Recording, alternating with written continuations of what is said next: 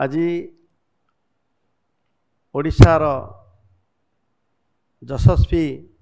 मुख्यमंत्री लोकंक मुख्यमंत्री मान्य मोहन चरण माझी कर कमल दिया जीवाकु थिबा नियुक्ति पत्र आज हूँ से नियुक्ति मेला आम पाखे अल्प समय पूर्व कहते आमर अतिरिक्त मुख्य शासन सचिव कहते जे वास्तव में कथा दे कथा रखापी प्रति वर्ष आम जो नियुक्ति देवु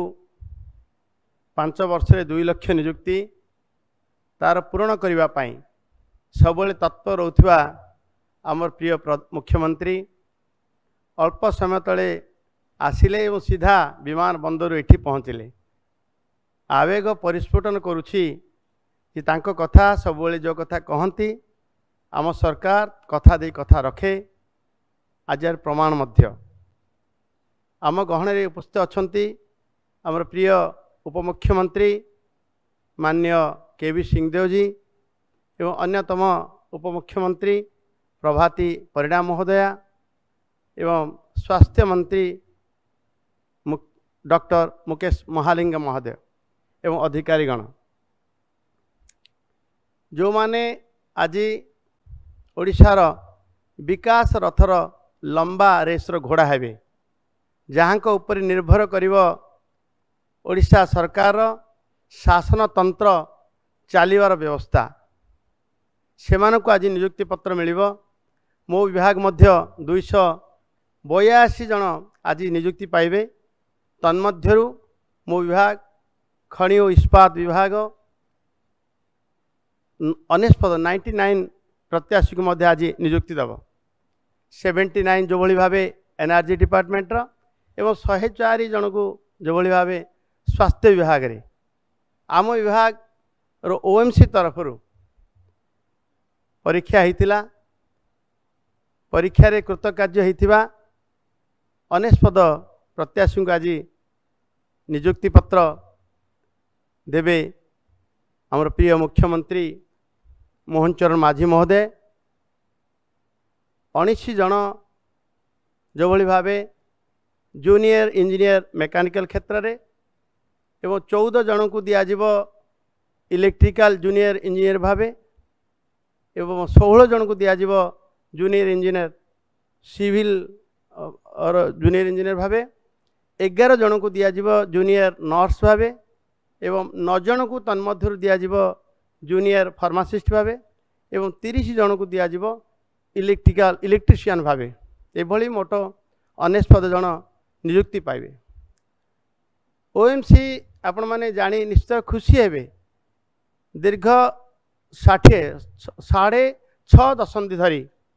ओएमसी अनवरत भाव निरवच्छिन्न भाव काम करी आसुची खनि क्षेत्र रे एवं आम ओडिशार विकास क्षेत्र रे सबुठु बड़ सिंह भाग जे तुलौची ओएमसी आज आप शुणिले आश्चर्य भी हेबे एवं खुशी भी हेबे जो ओएमसी 56 मसीह आरंभ होई भारत सरकार सहित संबंध आरंभ होई 61 मसीह स्वतंत्र भाव एक कॉर्पोरेशन निजस्व ओडिशार एवं गोल्ड कैटेगरी गोटे आमर कॉर्पोरेशन जार जे कि आज सारा देश रे एक अग्रणी क्रोम उत्पादन एवं सेलर भावे एवं द्वितीय अग्रणी संस्था आयरन और आयरन रो सेलर भावे एवं चतुर्थ आयरन रो प्रोड्यूसर भावे ये कम गौरव कथा नुह जे गत वर्ष आप देखिए जार उत्पादन 37 मिलियन टन एवं जार सेल होता जे कि 43 मिलियन टन मु ठीक थी निश्चित भाव आपण माने आज से दिग को टिके ध्यान देवे जो मान निष्ठार सहित टिके काम करदेवा राज्यपाई समयानुवर्तित भाव टिके मनोनिवेश करवा राज्यर स्वार्थपाई जे आपण माने आज नियुक्ति पाइबे चाकरी करेंगे एवं केबे भूली जिबेनी जे वाजपेयी जी से गोटे धाड़ी अटल बिहारी वाजपेयी पूर्वतन प्रधानमंत्री कहते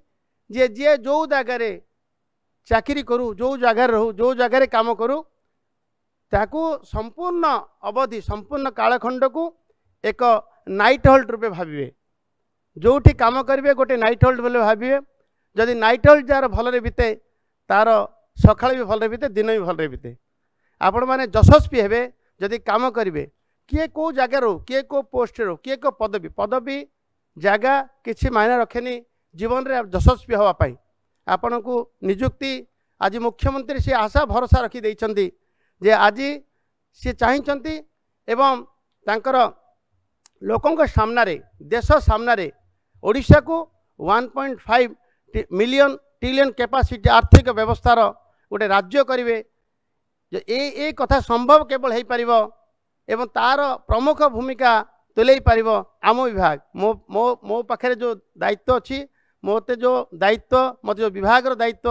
माननीय मुख्यमंत्री मत देइछंती से विभाग दायित्व एवं से विभाग प्रमुख सेक्टर हूँ ओएमसी तेणु ए कथा संपूर्ण भाव आपण उपर निर्भर करिवो जदि आपण टिके एथिरे टिके अन्य मनस्क हेबे अन्य भावना रखिबे ताहले आमे से जगार पहुँचा मत कष्ट हे मु पुणी थे समस्त को निश्चित भाव आज निजुक्ति मेला जो माने समापन करिसेंती जे जो भली भाव परीक्षा करी जगह को आनी निजुक्ति पत्र दवापाई मु समस्त धन्यवाद देवी जे भल ट्रांसपेरेन्सी मेंटेन करी पारदर्शिता सहित ए कार्य तुलाई एवं आज जो निजुक्ति पत्र दिज्व जहाँ को निजुक्ति पत्र मिल आज आरंभ करदे आपण कर्ममय जीवन प्रथम दिन ठारू तेणु समस्त पुणी थे निवेदन करी आम निष्ठार सहित टिके आंतरिकता सहित काम करवा सरकारी तंत्र को स्वच्छतार सहित आम परिप्रकाश करवा ताल निश्चित भाव आज ए निजुक्ति मेला यथार्थ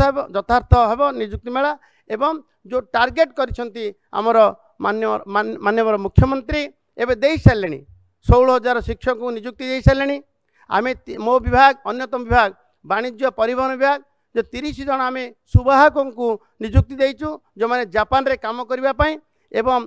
पाखापाखि 500 ରୁ 600 आउ सुवाहक निजुक्ति देवु माननीय मुख्यमंत्री ए भितर 536 जन को निजुक्ति दे सारे तो निजुक्ति दबारे केवे सी अवहेला करना